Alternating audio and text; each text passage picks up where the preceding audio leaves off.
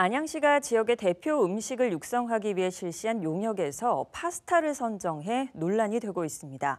주민 설문조사와는 전혀 다른 결과가 나온 데다가 용역 보고서 또한 표절률이 높은 것으로 드러나면서 문매를 맞고 있는데요. 시의회는 표절과 부실로 점철된 대표 음식 선정 사업의 재검토를 요구했습니다. 이창호 기자의 보도입니다. 안양시가 지난 1월부터 4월까지 실시한 대표 음식 개발 용역에서 수행기관은 파스타를 대표 음식으로 선정했습니다.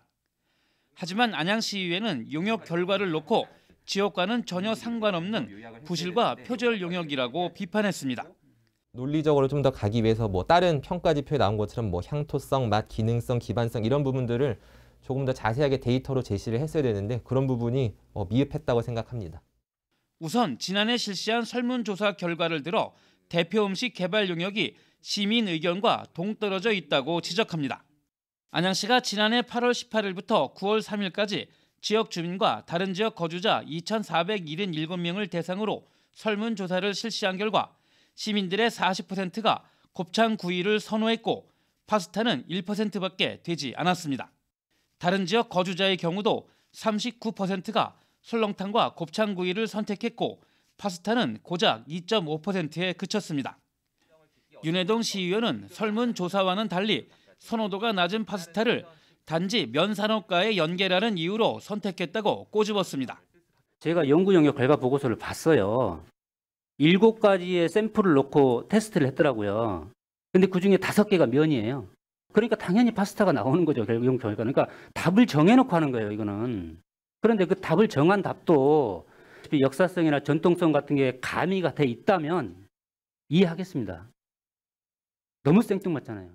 안양시는 이에 대해 아직 파스타로 최종 결정에 공표한 건 아니라며 메뉴 개발 등 추가 용역을 거쳐 선정 여부를 판단할 계획이라고 밝혔습니다.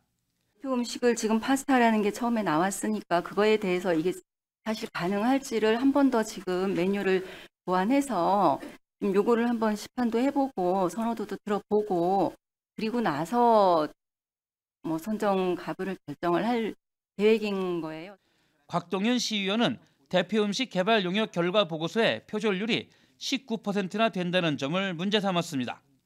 곽 의원은 표절 검사를 실시한 결과 블로그 등에서 그냥 가져온 자료도 있고 인용 방법을 제대로 지키지 않은 부분도 많았다며 재검토를 촉구했습니다. 유명한 그 카피킬러라는 프로그램을 사용해서 표절률을 돌려봤더니 실제로 19%라는 좀 결과가 나왔습니다. 그래서 보통 학계에서 15%를 기준으로 이게 표절률이 좀 높다, 낮다를 판단하기도 하는데 이해하기가 어려운, 좀 받아들일 수 없는 그런 표절들이 많아서 내용을 살펴보면은 19%보다 전 좀 더 심각한 문제가 있다고 생각을 합니다.